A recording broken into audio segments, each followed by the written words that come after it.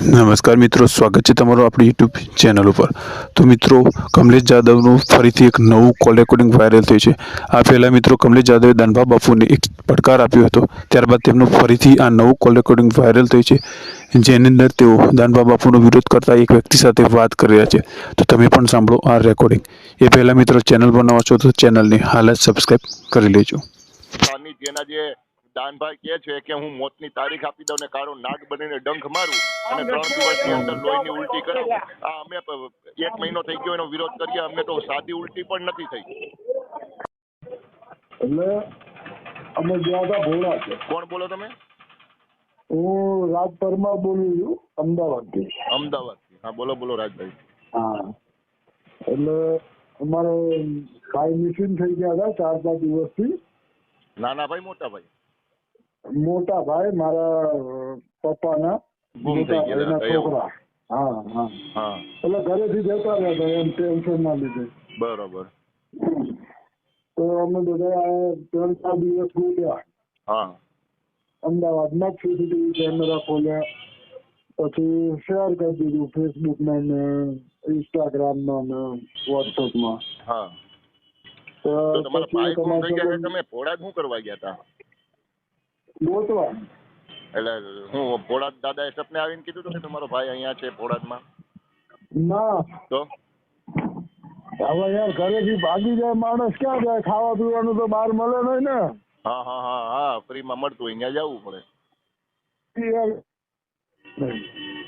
હા, તો એટલે પેલા અમે મોગલધામ ગયા તો ત્યાં બેસી મેં ફોટો બતાવ્યો છે કે ભાઈ આનો છે તો કે હા ભાઈ બપોરે અહીંયા આવ્યા હતા કાલ બપોરે, અને કે અમારી હારે ખાવા બાબતમાં ઝઘડો કરીને પાછા અહીંથી જતા રહ્યા છે। એટલે પછી મેં કીધું હવે આની સિવાય બીજો સ્કોપ તો એ જ આવે ભોળા, કારણ કે નવું નવું ચગ્યું છે એટલે બધાના દિમાગમાં અત્યારે એ જ છે। એટલે પછી અમે સીધે પછી ત્યાં ગયા। ત્યાં જઈને બધાને પૂછ્યું ને એમના સેવકોને બોલાવ્યા, અને બાપુને મેં તો રૂબરૂ બાપુ પાસે ગયો હતો। મેં કીધું આ જુઓ ને, આને ઓળખો છો તમે? અહીંયા હોય તો બતાવી જુઓ ને કદાચ એમ।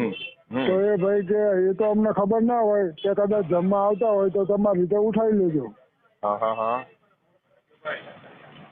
એટલે તમારી રીતે તમે ઉઠાવી લેજો। એને ખબર પાકી કે અહીંયા જ છે એમ, એનો સેવક બનાવી દીધો હતો એને। બરોબર, જબરજસ્તી? હા, ના જબરજસ્તી નહીં, એટલે ઓલા નહીં, હવે થોડી સળ હતી અને ખાવા પીવાનું મળી ગયું। એવું હતું કે જો એની આગળ તો પૈસા નતા, એના ખીચા ખાલી હતા, બરોબર? એટલે એની એ મજબૂરી હતી, એને સેવક બનવું એ એની મજબૂરી હતી, બરોબર? પણ આ લોકો વિડીયોમાં તો એવું કે છે કે અમે અહીંથી ભાડાના પૈસા પણ આપીએ છીએ, કોઈ ભૂલા ભટક્યા હોય એને ભાડાના પૈસા આપીને ઘરે મોકલીએ છીએ, તો આને જબરજસ્તી રોકવા પાછળનું કારણ તો કઈક હશે ને? હા, અરે મેં કીધું ને, મેં કીધું એના સેવકોમાં ઘટાડો આવ્યો હોય ને કદાચ આ ભાઈ હા એવું જ થયું છે। હા એવું જ થયું છે, અને એક સેવક વધી ગયો। એને એક સેવક વધી ગયો એટલે એ કહે કે, અને મેં એના બીજા સેવકો જે એને ફોટો બતાવ્યા। ભોળાદના ભરોસે ના રહેતા, ભોળાદના ભરોસે હમણાં એક ભાઈએ આત્મહત્યા કરી, અને એનો 6 મિનિટ ને 51 સેકન્ડનો વિડીયો અત્યારે સોશિયલ મીડિયાની અંદર ખૂબ વાયરલ થાય છે, બરાબર? એટલે આવી ફાલતુની અંધશ્રદ્ધામાં ફરતા નહીં, અને આવી અંધશ્રદ્ધામાં ભરમાતા નહીં। ભોળાદ ભાલ સાનિધ્યના જે દાનભાઈ કહે છે કે હું મોતની તારીખ આપી દઉં ને કાળો નાગ બનીને ડંખ મારું અને 3 દિવસની અંદર લોહીની ઉલટી કરાવું। આ અમે 1 મહિનો થઈ ગયો એનો વિરોધ કરીએ, અમને તો સાદી ઉલટી પણ નથી થઈ। ખબર છે, એટલે તો મેં તમને મેસેજ કર્યો। સપને આવે છે ને એ 7 પેઢીના ઉલ્લેખ કરે છે ને ખુલાસા કરે છે, અમારી એક પેઢીનો ખુલાસો કરીને બતાવે નહીં ભાઈ। બીજું કઈ નથી, ડિંડક છે, બીજું કઈ જ નથી, બરોબર? હા છે, સાચી વાત છે, હાવ ડિંડક, ખોટું છે। હા, એટલે એવી અંધશ્રદ્ધામાં ખોટું ભરમાવું નહીં, લાખો રૂપિયા ખર્ચવા નહીં, કારણ કે જે પણ વ્યક્તિ ત્યાં જાય ને, તે આર્થિક પરિસ્થિતિ એની બધાની એક સરખી નથી હોતી।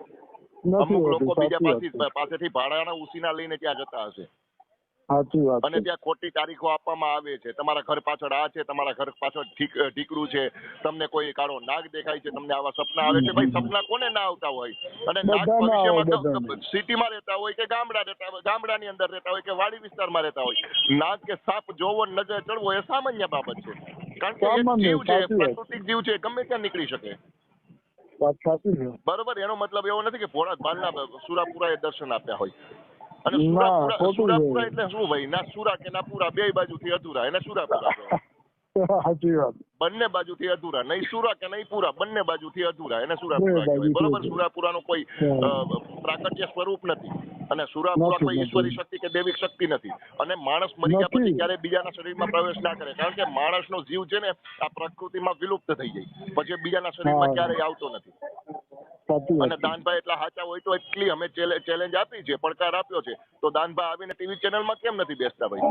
પણ આ શ્રદ્ધાળુ ને આસ્તિક લોકોને એ મગજમાં ક્યારેય વાત નહીં ઉતરે કે જો સત્ય ખરેખર દાનભાઈ સાચા હોય, સત્યના માર્ગે ચાલતા હોય ને લોકો જન કલ્યાણ માટે જે કામ કરતા હોય, તો અમારી સામે કેમ નથી આવતા ભાઈ? ટીવીના માધ્યમથી, ન્યૂઝ ચેનલના માધ્યમથી કેમ અમારી સામે નથી બેસતા? ખાલી અમારા સવાલોના જવાબ જોઈએ, કેમ નથી આપતા? અમારે બીજા કોઈ સવાલોના જવાબ નથી જોતા. એના મોતની તારીખ ને મારા મોતની તારીખ આપી દે મને.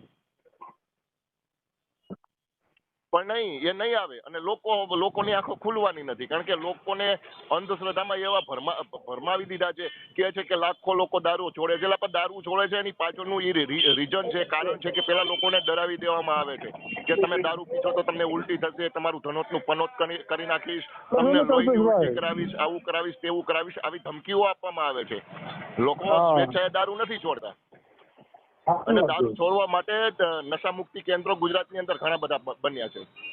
ત્યાં જવાથી પણ દારૂ છૂટી જાય. બરોબર, જરૂરી નથી કે આ ખોરાકના સાનિધ્યમાં જવાથી જ દારૂ છૂટે, કારણ કે ત્યાં દારૂ છોડાવવામાં આવે છે પણ ડરાવીને ધમકાવીને.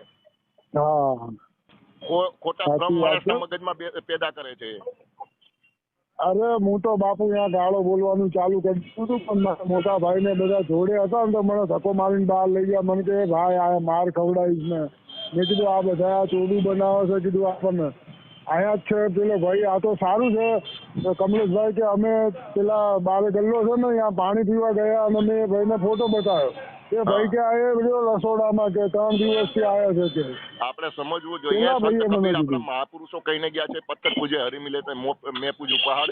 પછી બીજું કીધું છે કે એક ભૂવો બીજો ભૂવા 18 લાખ હુવા, સાચી માતાની ભાડ ન કીધી ને ધૂણીને મુવા, કબીર કે ઈરે માર્ગ નથી જોવા. બરોબર, એટલે આ બધા માર્ગ આપણે જોવાના ના હોય. આ સાચી માતાની ભાડ ન, સાચી માતાને કોઈ દી સમાચાર ના પૂછ્યા હોય, સાચી માં ભેગું કોઈ દી એક બટકું જમ્યા પણ ના હોય, અને આ ધૂણીને મરી જાય. સાચી વાત, સમજી ગયા? હા, એટલે પાખંડ વાળા પૂજાણા જગતમાં સાચા સતી જતી સંતાણા, જગતમાં પાખંડ વાળા પૂજાણા, એટલે આ બધા પાખંડ વાળા છે, આ જ પૂજાવાના છે. બરોબર, સાચા સંતો ને રતિ સતી છે ને એની કોઈ કદર નહીં કરે, પણ આવા પાખંડીઓને પગે ચોંટી જાય છે, કારણ કે આવા પાખંડીઓ નત નવા ધતિંગો કરે, નત નવા ડિંડકો મારતા હોય. બરોબર, ટોપના ગોળા કરતા તો મોટી વાતોના ગોળા ફેંકતા હોય. અને લોકો એની વાતોમાં ભરમાઈ જાય છે, આવી જાય છે. કાંઈ વાંધો નહીં. મળી ગયા ને તમારા ભાઈ અત્યારે? હા, મળી ગયા. એમ કેમ છે ને એનાથી વાંધો ને કાંઈ? ના, એમ કાંઈ વાંધો નથી, એકદમ રેડી છે. બોલો, મારી કોઈ મદદની જરૂર હોય તો કહેજો. હા, વાંધો નહીં, કહી દઈશ. ચલો, ભલે, સારું. શું નામ કીધું ભાઈ તમારું? રાજુભાઈ પરમાર, રાજ પરમાર. ઓકે, ભલે રાજુભાઈ, જરૂર હોય ને કઈ કામ પડે તો ફોન કરજો. બરાબર.